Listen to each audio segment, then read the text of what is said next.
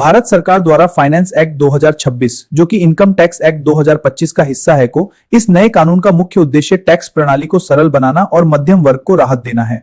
नए नियमों के अनुसार 12 लाख तक की सालाना आय पर अब कोई टैक्स नहीं लगेगा। वेतनभोगी व्यक्तियों के लिए 75,000 की स्टैंडर्ड डिडक्शन के साथ प्रभावी टैक्स फ्री सीमा 12.75 लाख हो जाती है। यहाँ आयकर स्लैब्स की एक तालिका है। 0 से 4 लाख तक कोई टैक्स नहीं, 4 लाख 1 से 8 लाख तक 5%, इसके बाद क्रमशः 15, 20, 25 और 30% टैक्स स्लैब हैं।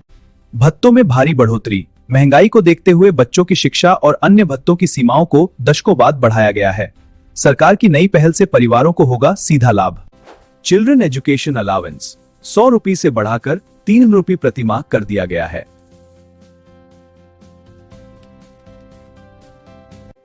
हॉस्टल अलाउंस 300 से बढ़ाकर 9 रुपये प्रति माह कर दिया गया है।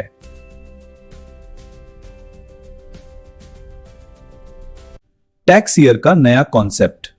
अब फाइनेंशियल ईयर और असेसमेंट ईयर एवाई के भ्रम को दूर करने के लिए सरकार ने केवल एक टैक्स का इस्तेमाल शुरू किया है। कर सुधारों में एक नया कॉन्सेप्ट टैक्स ईयर अब फरवरी से जनवरी तक। इसके साथ कई अन्य महत्वपूर्ण बदलाव आ रहे हैं, जैसे नई टाइम लिमिट्स, डिजिटल डॉक्स और टैक्स स्लैब्स। ये बदलाव करदाताओं और व्यवसायों के लिए फायदेमंद हैं। एचआरए में राहत।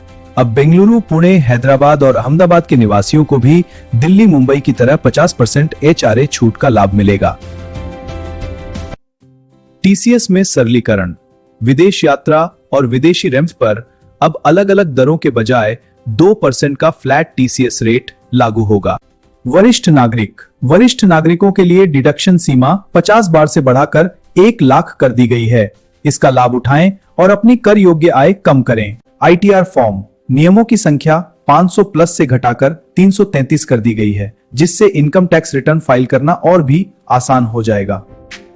यदि आप निवेश के माध्यम से ज्यादा छूट जैसे एटीसी नहीं लेते हैं तो न्यू टैक्स रेजिम आपके लिए बहुत है। पुराने नियमों ओल्ड रेजिम के साथ फाइल करने का विकल्प अभी भी उपलब्ध है।